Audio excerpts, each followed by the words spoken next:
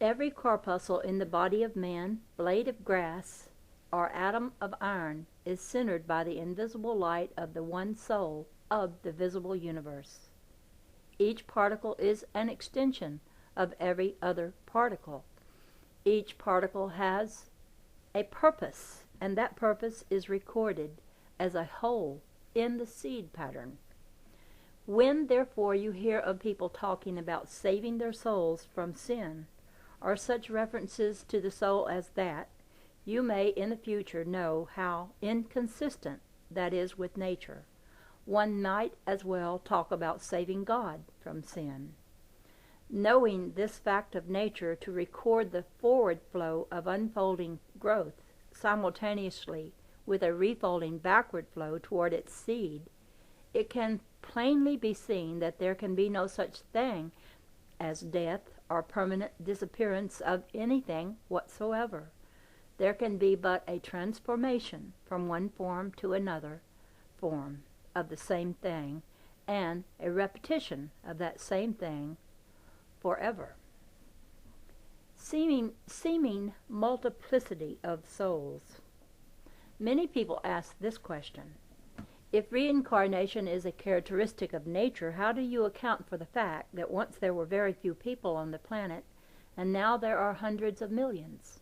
How did they all get souls? How did so many reincarnate from so few? The answer is simple. Everything in nature is an extension of itself. This is a thought wave universe. Every thought or ideal is expressed in form by waves of motion, which multiply itself throughout the universe by repeating that form. Consider a wave of water. If you throw a stone in water, you produce a waveform, which is the exact measure of potential energy used by distributing the stillness of the calm water. The one wave is not just yours alone, it is universal, so that wave repeats itself throughout the whole body of water.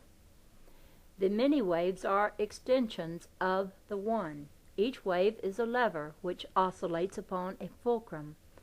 Everywhere throughout a body of water is a still fulcrum for each wave lever to swing upon. Every fulcrum of stillness corresponds to the soul which God extends everywhere to center every repetition of his thinking. As there is but one omnipresent soul, everyone has the same soul, but everyone has not the same desire within his centering soul. Likewise, with man, or sparrow, or salmon in the sea, the exact pattern and the exact intensity of desire to create that pattern is registered in the seed, which may be 1, 10, or 100,000 in number. All are extensions of the one, and all are repetitions, or reincarnations, if you like, of the man or sparrow or salmon from which they are extended. The children of men are reincarnated extensions of man, just as waves in the sea are repeated extensions of their parent waves. This brings up another question asked by doubters.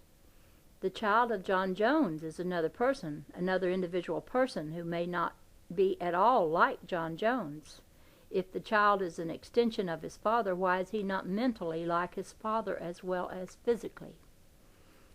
It is because all that a man registers in his seed is his body pattern. He does not record his mind in the seed, for mind is universal, nor does he necessarily record his desire. Mind cannot be inherited from the seed of man, for mind is everywhere, to act as a fulcrum, which the soul is, of every extended reproduction.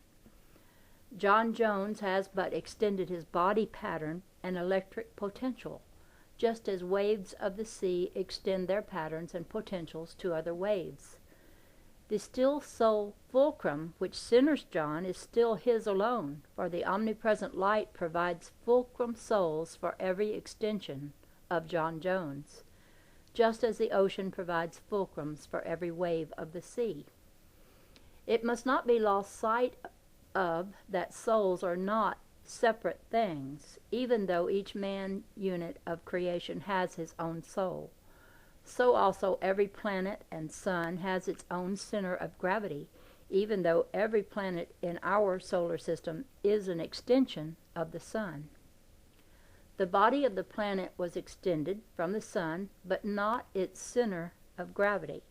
That center is a part of the universal balance. It is the still point of the light of God, which centers all things.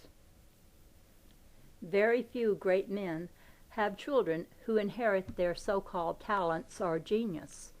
Talent or genius springs from desire, and desire is not inherited from parents.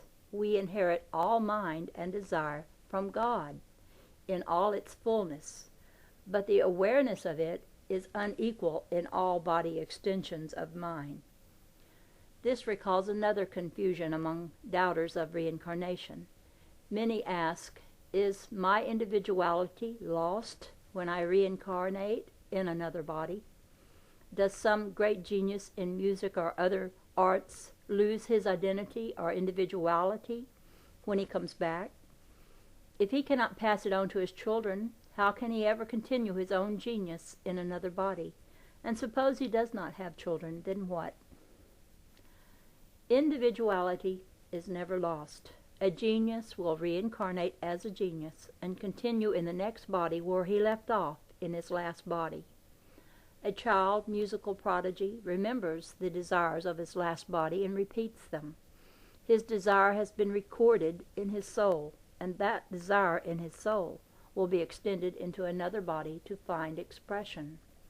A genius such as Mozart continually reincarnates his self through everyone whom he re-inspires with his genius. Everyone who takes on an awareness of that genius and is re-inspired by it becomes a reincarnation of the self of Mozart to the extent of his awareness. Bodies are many, but mind is one. He who is illumined with the light of another mind self becomes that other one. This is the very essence of reincarnations. Bodies repeat through the seed, but mind repeats through mind. Even the greatest genius can reincarnate only his body through his seed, but his self must be reincarnated through other inspired selves. Desire for body begets body, and the soul of a genius will always find a body to repeat in and continue his unfolding, just as a lesser intellect will find the body of his desire to continue his unfolding. When mind of man expresses his knowing and his awareness of God in him to mind of another man, he becomes one with the other mind. Those who are confused by the idea of reincarnation forget that there is but one mind or one soul, but there are countless bodies which are centered by the one mind-soul. These many bodies have a varying awareness of God in them, which they discover gradually, but the entirety of the God mind awaits the fullness of awakening in everyone. The genius or mystic is one who has become more illumined by God's knowing than other men who have hardly begun to know God in them. But if one of lesser knowing is even a little bit inspired or uplifted by the thinking of the genius, he becomes that genius to the measure of his inspiration. That is the way God talks to all mankind. The more illumined reincarnate in the lesser illumined by inspiring them with their knowing. In this manner all mankind is gradually uplifted throughout the ages of man's unfolding. In this manner each thinking man gradually becomes a part of every other man. In this manner those of little knowing gradually become illumined with all knowing.